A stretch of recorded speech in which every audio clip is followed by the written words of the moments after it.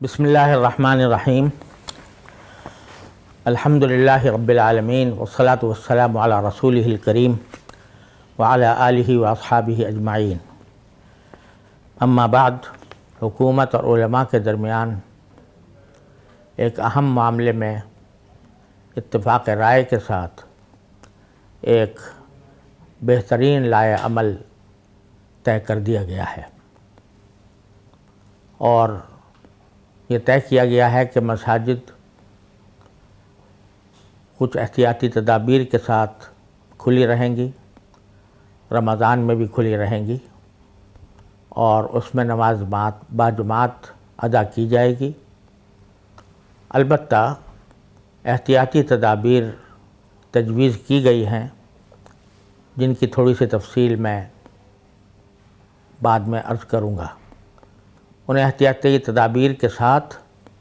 अल्हम्दुलिल्लाह जमात भी होगी, फ़राइज़ भी अदा किए जाएंगे, जुमा भी इंशाअल्लाह होगा और तरावीह भी होगी। इस पर मैं अल्लाह तबारक व तआला के बाद उन तमाम हज़रात का तहे दिल से शुक्रिया अदा करना चाहता हूँ और उनको मुबारकबाद देना चाहता हूँ जिन्होंने इस लाए अमल को तय करने में कोई भी किरदार अदा किया। जनाब सदर आरिफ अलवी साहब का मैं शुक्रगुज़ार हूँ कि उन्होंने बड़ी दानिशमंदी के साथ इस मसले को हल किया और जो गलतफ़हमियाँ और मुग़ालते पाए जा रहे थे उनको बड़ी हिकमत के साथ दूर किया और एक ऐसा उलमाए किराम का इज्तिमा बुलाया जिसमें पाँचों सूबों, आज़ाद कश्मीर और इस्लामाबाद के वज़रा भी मौजूद थे, गवर्नर साहिबान भी मौजूद थे और हर तरफ के नुमायाँ तमाम मकातिब फ़िक्र के उलमा मौजूद थे और उसी का नतीजा है कि अल्हम्दुलिल्लाह हम सब एक करारदाद पर मुत्तफ़िक़ हो गए। मैं वज़ीर मज़हबी उमूर जनाब डॉक्टर नूरुल हक़ क़ादरी साहब का भी शुक्रिया अदा करता हूँ जिन्होंने इस इज्तिमा को बेहतरीन तरीक़े से हैंडल किया। मैं गवर्नर सिंध जनाब इमरान इस्माइल साहब का और बाकी चारों सूबों के गवर्नर साहिबान का, वफाकी और सूबाई वज़रा का, तमाम उलमाए किराम जो इस महफ़िल में हाज़िर हुए और तमाम डॉक्टर साहिबान जिन्होंने इन एहतियाती तदाबीर के मुदव्वन करने में मदद फरमाई, मैं उनका तहे दिल से शुक्र अदा करता हूँ और पूरी कौम की तरफ से वो खराज तहसीन के मुस्तहिक़ हैं। अब चूँकि ये एहतियाती तदाबीर शाये कर दी गई हैं, सोशल मीडिया पर भी वायरल हो गई हैं, तो सब के सब उससे पूरी तरह बाखबर हो चुके हैं। इसके बाद अवाम, उलमाए किराम और अइम्मा इज़ाम जो मसाजिद के अइम्मा हैं और मसाजिद की इंतज़ामिया है, अब ज़िम्मेदारी उनके कंधों पर आ पड़ी है कि वो इन एहतियाती तदाबीर को मुकम्मल तौर से खुले दिल के साथ न सिर्फ़ अपनाएं और इख्तियार करें बल्कि उसके रास्ते में जितनी कोई रुकावटें हैं उनको दूर करने की पूरी कोशिश करें। आवाम को भी चाहिए कि अब बिलावजह शुकोक व शुबहात का शिकार होने के बजाय अपने मसाजिद के अइम्मा से ताउन करें और जिस तरह वो सफ़ बंदी को कहें उस तरह सफ़ बंदी करें और हत्तल इम्कान अपने उन तमाम तदाबीर को इख्तियार करें जो इस एलामिया के अंदर बयान की गई हैं। अगर खुदा ना करे इन तदाबीर पर अमल न किया गया और उसकी वजह से खुदा ना करे कोई नुकसान हुआ तो उसका बवाल इस बात पर होगा कि हमने इन एहतियाती तदाबीर की पाबंदी नहीं की। हमें एक मुनज़्ज़म कौम होने की हैसियत से इस बात का मुज़ाहरा करना चाहिए कि अल्हम्दुलिल्लाह ہم اپنے عبادات پورے جذبہ ایمانی کے ساتھ لیکن ساتھ ساتھ پورے نظم و ضبط کے ساتھ انجام دینے کے لائق ہیں۔ یہ ہماری خوش قسمتی ہے کہ الحمدللہ ان احتیاطی تدابیر کے ساتھ ہم مسجدوں کے اندر جائیں گے، نماز باجماعت کریں گے، جمعہ پڑھیں گے، تراویح پڑھیں گے، اور اس وقت شاید یہ شرف صرف پاکستان کو حاصل ہے کہ اس میں ان چیزوں کا پورا اہتمام ہوگا۔ لیکن یہ اس کی کامیابی اسی وقت ممکن ہے جب ساری قوم اپنی ذمہ داری محسوس کر کے ان تمام احتیاطی تدابیر کو سنجیدگی کے ساتھ لے اور اس کا مظاہرہ کرے کہ وہ ایک منظم مسلمان قوم ہے۔ تو اللہ تعالیٰ کے فضل و کرم سے مجھے امید ہے کہ اگر ان احتیاطی تدابیر کے ساتھ ہماری نماز باجماعت اور جمعہ اور تراویح جاری رہے گی تو انشاءاللہ میں اللہ تعالیٰ کی رحمت سے امید کرتا ہوں کہ یہ وبا کو دور کرنے کا ایک بہت بڑا ذریعہ ثابت ہوگی، کیونکہ وبا جو کوئی آتی ہے وہ اللہ تعالیٰ کی مشیت سے آتی ہے، اور اگر جاتی ہے تو بھی اللہ تعالیٰ کے فضل و کرم سے جاتی ہے۔ اور یہ رمضان کا مہینہ آنے والا ہے، اس سے پہلے بھی نماز باجماعت، جمعہ اور عبادتیں اور اللہ تعالیٰ کی طرف رجوع، یہ سب سے بڑا مومن کا ہتھیار ہے جس کے ذریعے وہ ان بلاؤں سے بچ سکتا ہے۔ لہذا اس کا اہتمام کرنا بڑا ضروری ہے۔ اس موقع پر میں اہل خیر حضرات سے بھی یہ درخواست کرتا ہوں کہ مساجد میں جو احتیاطی تدابیر بتائی گئی ہیں ان کے انتظام میں وہ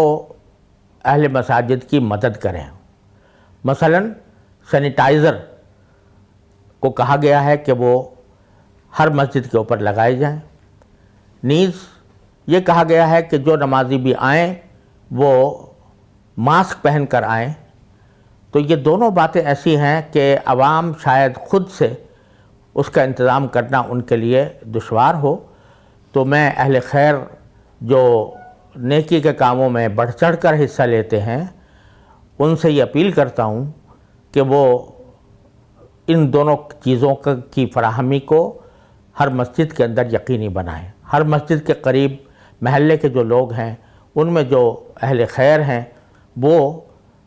سینیٹائزر کا بھی اہتمام کریں اور ماسک بھی لوگوں میں تقسیم کریں تاکہ وہ ان احتیاطی تدابیر کے ساتھ نماز باجماعت ادا کر سکیں۔ اس کے علاوہ ایک بات اور بھی قابل ذکر ہے کہ بہت سی مساجد میں ایک گیٹ لگانے کا اہتمام کیا جا رہا ہے جس کو سینیٹائزر گیٹ کہا جا رہا ہے، اور اس پر اچھا خاصا خرچہ بھی آ رہا ہے۔ تو ہم سے جتنے بھی ڈاکٹروں کی ہماری بات ہوئی وہ سارے کے سارے اس پر متفق ہیں کہ اس گیٹ کا کوئی خاص فائدہ نہیں ہے، یہ وبا سے بچنے کا کوئی خاص ذریعہ نہیں ہے۔ لہٰذا اس سے بہتر یہ ہے کہ اس پر پیسے خرچ کرنے کے بجائے مساجد کے اندر سینیٹائزر اور لوگوں کو ماسک مہیا کرنے کی خدمت انجام دی جائے۔ اللہ تعالی ہم سب کو ان کاموں کی توفیق عطا فرمائے۔ جو تدابیر اس وقت شائع ہوئی ہیں اس میں دو باتوں کی وضاحت بھی میں کر دینا چاہتا ہوں۔ یہ بات شروع میں آئی تھی کہ جب صفیں بنائی جائیں تو اس وقت دو صفوں کے درمیان اور دو نمازیوں کے درمیان 6 فٹ کا فاصلہ ہونا چاہیے، لیکن بعد میں سندھ گورنمنٹ کی طرف سے، گورنر سندھ کی طرف سے اور خود میری طرف سے یہ گزارش کی گئی کہ 6 فٹ کا فاصلہ دو صفوں کے درمیان تو ہونا چاہیے، یعنی پہلی صف اور دوسری صف کے درمیان 6 فٹ کا فاصلہ ہو، لیکن جہاں تک ایک نمازی اور دوسرے نمازی کا تعلق ہے اس کے بارے میں یہ گزارش کی گئی کہ اس میں 3 فٹ کا فاصلہ کافی ہے، کیونکہ WHO نے یعنی عالمی ادارہ صحت نے جو رمضان کے بارے میں ہدایات جاری کی ہیں وہ بڑی حد تک ہمارے مطالبات کے مطابق ہیں، اور ان میں یہ کہا گیا ہے کہ نمازیوں کے درمیان 3 فٹ کا فاصلہ کافی ہے۔ چنانچہ اس بات کو اجتماع میں منظور کر لیا گیا تھا، لیکن کسی وجہ سے وہ تحریر کے اندر نہیں آ سکا، لہٰذا میں اس کی وضاحت کرنا چاہتا ہوں کہ 3 فٹ کا فاصلہ بھی انشاءاللہ کافی ہوگا، جیسا کہ WHO نے سفارش کی ہے۔ دوسری بات یہ ہے کہ انہی سفارشات میں ایک بات یہ کہی گئی ہے کہ لوگ اعتکاف گھر میں کریں۔ اسی وقت جناب صدر عارف علوی صاحب نے جب یہ لفظ بولا تو پھر بعد میں اس کی وضاحت فرمائی تھی، وہ یہ کہ مسجدوں میں اجتماعی اعتکاف نہ ہو۔ یہ بعض اوقات یہ ایک طریقہ چل پڑا ہے کہ لوگ کسی بڑے عالم یا کسی بڑے شیخ کے ساتھ سینکڑوں کی تعداد میں اعتکاف میں بیٹھتے ہیں، تو وہ جو اجتماعی اعتکاف ہوتا ہے اس میں ان تمام رعایتوں کا لحاظ نہیں رکھا جا سکتا جو تجویز کی گئی ہیں۔ اس لیے مقصد یہ ہے کہ اجتماعی اعتکاف نہ ہو۔ مردوں کا اعتکاف گھر میں نہیں ہوتا، عورتیں کر سکتی ہیں لیکن مردوں کا اعتکاف گھر میں نہیں ہوتا، لہٰذا مقصود کو سمجھ لینا چاہیے کہ مقصود یہ ہے کہ اجتماعی اعتکاف سے لوگوں کو روکا جائے، اور البتہ مناسب فاصلوں کے ساتھ، اور ایسے کہ سوشل ڈسٹینسنگ کا جو تصور ہے وہ باقی رکھتے ہوئے اگر اعتکاف کیا جائے تو اس کی ممانعت نہیں ہے۔ ایک بات اور میں اپنی تاجر برادری سے عرض کرنا چاہتا ہوں کہ لاک ڈاؤن کے دوران ان کے کاروبار بالکل ٹھپ رہے اور اس کا نقصان سب لوگوں نے اٹھایا۔ اب انشاءاللہ رفتہ رفتہ مختلف کمپنیوں کو، مختلف تجارتوں کو اجازت دی جا رہی ہے، کچھ کو دے دی گئی ہے، تو اب جب وہ تجارت شروع کریں تو براہ کرم اس میں اپنے طرز عمل کو بدل کر، اپنے طرز عمل پر نظر ثانی کر کے اس بات کا پورا لحاظ رکھیں کہ جو اس تجارت کے شرعی اصول ہیں، دیانت، امانت، دھوکے سے بچنا، رشوت ستانی سے بچنا اور لوگوں کو تکلیف میں ڈالنے سے بچنا، یہ سارے امور ہیں جو جن کی وجہ سے ہم پر اللہ بچائے یہ وبا مسلط ہوئی ہے۔ اب اگر یہ تجارتیں کھلتی ہیں تو ان کو ہر قسم کی بددیانتی سے، ہر قسم کے کرپشن سے، ہر قسم کی دھوکہ دہی سے بالکل پاک ہونا چاہیے۔ اور اسی طرح میں میڈیا سے اور ذرائع نشر و اشاعت سے بھی اپیل کرتا ہوں کہ براہ کرم وہ اللہ تبارک و تعالیٰ کے اس انعام کو سمجھتے ہوئے وہ اپنے طرز عمل پر نظر ثانی کریں اور عریانی، فحاشی، بے دینی، ان چیزوں کو میڈیا کے ذریعے یا ذرائع نشر و اشاعت کے ذریعے پھیلانے سے مکمل گریز کریں، تاکہ اللہ تبارک و تعالی ہماری توبہ قبول فرمائے اور ہمیں اس وبا کی آزمائش سے عافیت کے ساتھ نکال دے۔ آخر میں اپنے ان تمام رفقا کا تہہ دل سے شکریہ ادا کرنا چاہتا ہوں جنہوں نے اس نتیجے تک پہنچنے کے لیے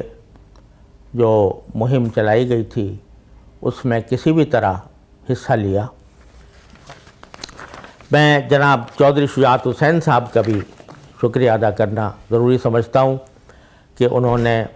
ہمارے موقف کی برملا تائید کی، اور چودھری پرویز الہی صاحب نے خاص طور پر تبلیغ جماعت کے سلسلے میں